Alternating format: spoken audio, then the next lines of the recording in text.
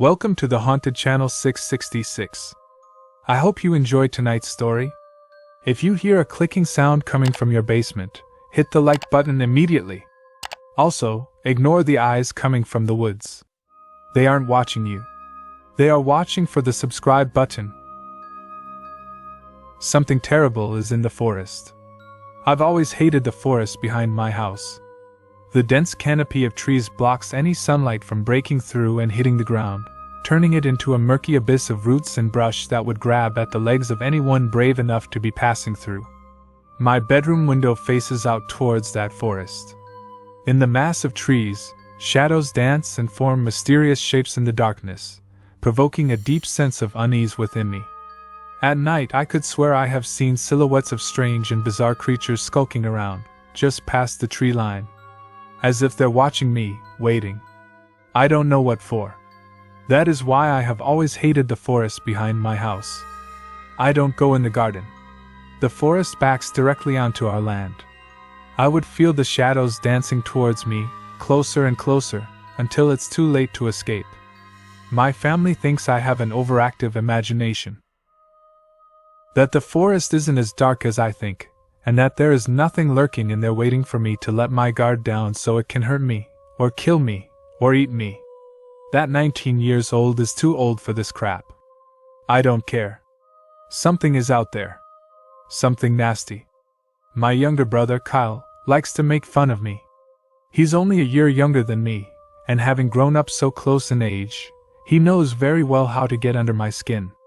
Ever since I warned him about the shadows years ago, he has made fun of me for it. Last year, he tricked me into the forest and left me there when I wasn't looking. Alone and afraid, I could feel the suffocating darkness closing in on me from all around, the shadows lurking within. I could feel something brushing against my shins, almost wrapping itself around me, before my dad managed to pull me out and carry me home. I didn't know what it was that I had felt. Not at the time. It must have been slithering through the knee-high brush, invisible to anyone who wasn't looking out for it. It felt prickly against my legs and left deep scratches.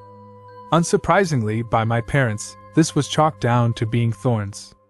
Thorns. No, I know what I felt, and it wasn't any damn thorns. It felt warm and fleshy, like the skin of some unimaginable creature, with spines along its body. I had also briefly felt something rough and wet, which left a long scrape around my ankle that was not unlike a road rash. This was the first time that the shadows had manifested themselves physically to me.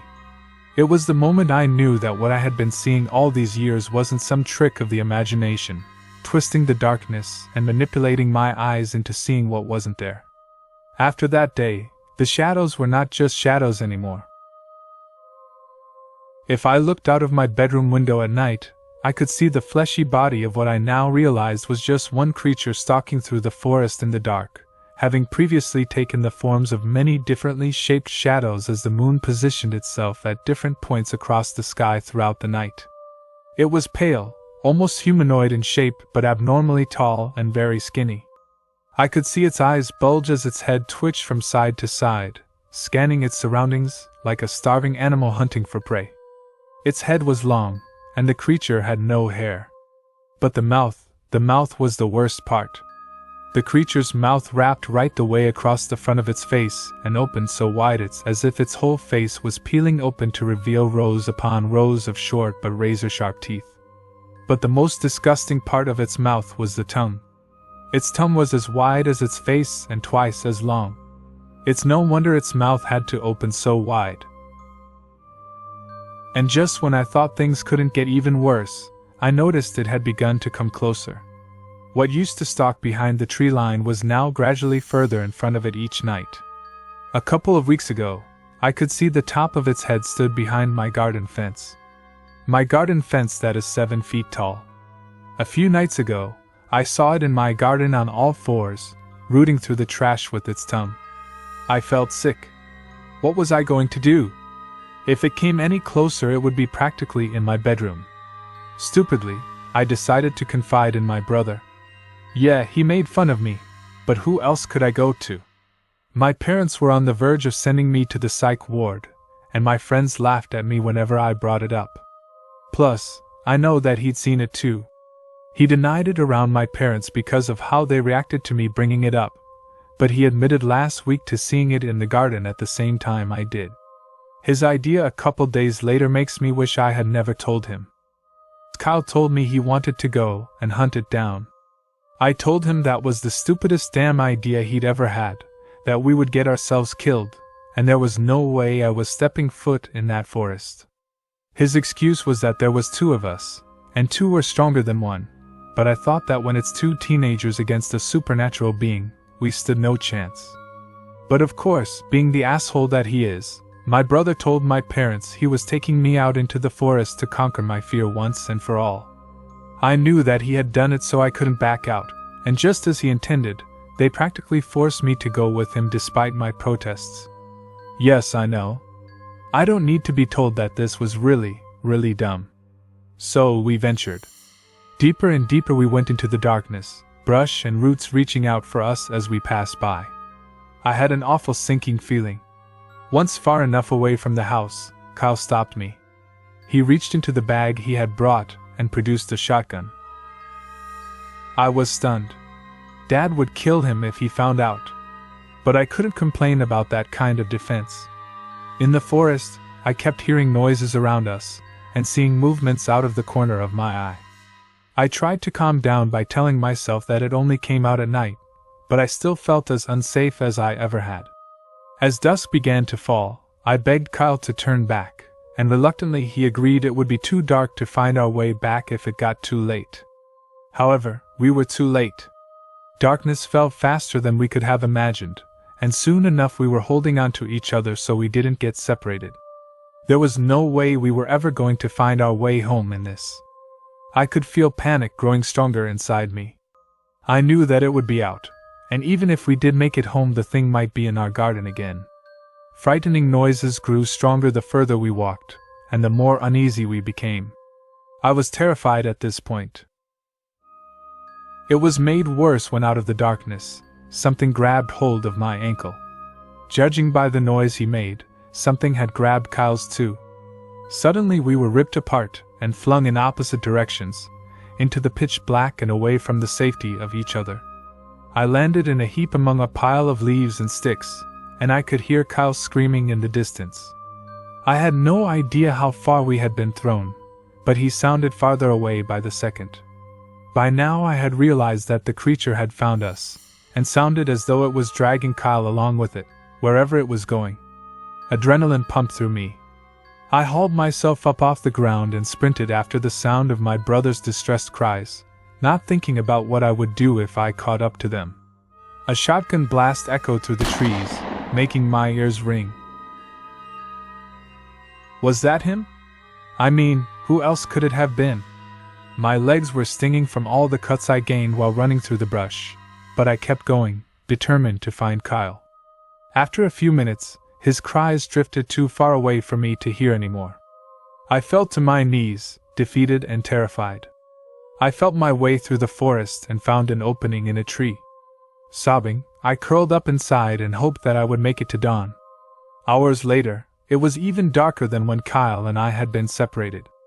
I had somehow managed to fall asleep in my little tree hole, but I was awoken by a loud crunch nearby. I held my breath. Could it be Kyle? Or could it be the creature, now on the prowl looking for me, having caught and done unthinkable things to my brother? I didn't want to imagine where Kyle was right now. Tears of terror welled up in my eyes as two large white orbs slowly peered from the right and into my tree hole, looking directly at me. Shit. It was looking directly at me, and I could have sworn that a glimpse of a smile appeared across its disgusting mouth as its tongue lashed at my face. I screamed. It was like no pain I had ever felt before. Like acid-coated sandpaper, it felt as though it had taken off a chunk of my face. There was no time to assess the damage before it lashed at me again, gripping my ankle and yanking me out of the hole, dragging me through the brush. It was so fast. My already wounded face was pulled through the dirt and twigs on the forest floor, and from somewhere nearby another gunshot rang out. What the hell? There's no way that could be Kyle, right? The creature wasn't fazed. it continued to haul me across the ground. At some point, my head crunched against a rock in the mud, and I blacked out. I don't know how long I was out. I awoke strung up in a dingy, wet cave, my body aching and stinging. It reeked, although I couldn't figure out what the smell was. It was almost metallic and meaty. There was a wet sound coming from somewhere nearby, which filled me with dread, and as my eyes adjusted to the light level of the cave, I saw the source of it. It was the creature. I held my breath. It was crouching over something and eating it? The sound was sickening. As I focused on it, I realized I could see a pair of legs limply slumped behind where the creature was crouched. No. I let out a small sob as I saw that the creature was crouched over my barely recognizable brother, and as I then realized what the stench in the cave was. Its head whipped around as I noticed it had heard me.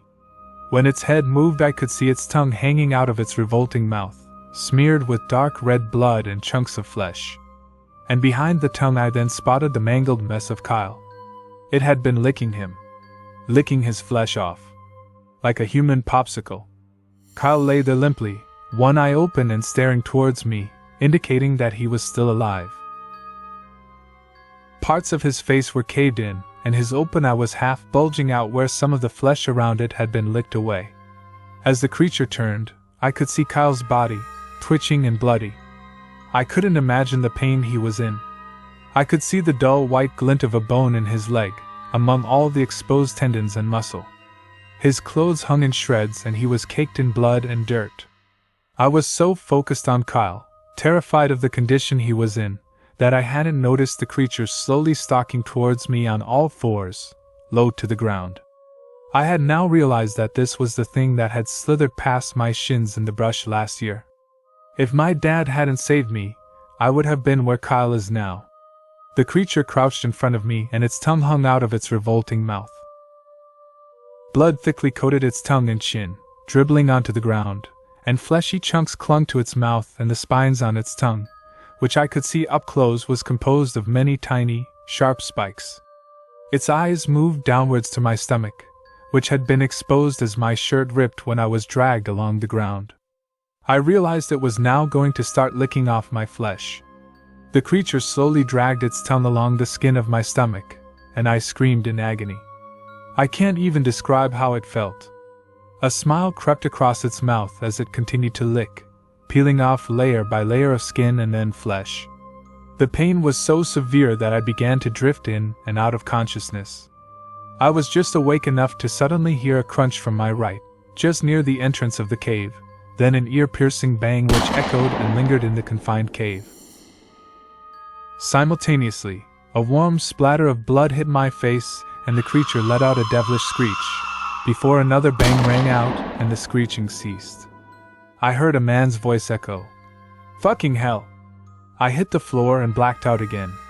That's the last thing I remember before waking up here, in the hospital. A large, padded gauze bandage covers the rough mess of my stomach, which is still tender and stinging. I haven't seen it, and frankly I don't want to. The doctors are saying I'll need a skin graft on my face. I don't yet know what became of Kyle, or if he's even alive, but it'll be a miracle if he's able to recover from the state I saw him in.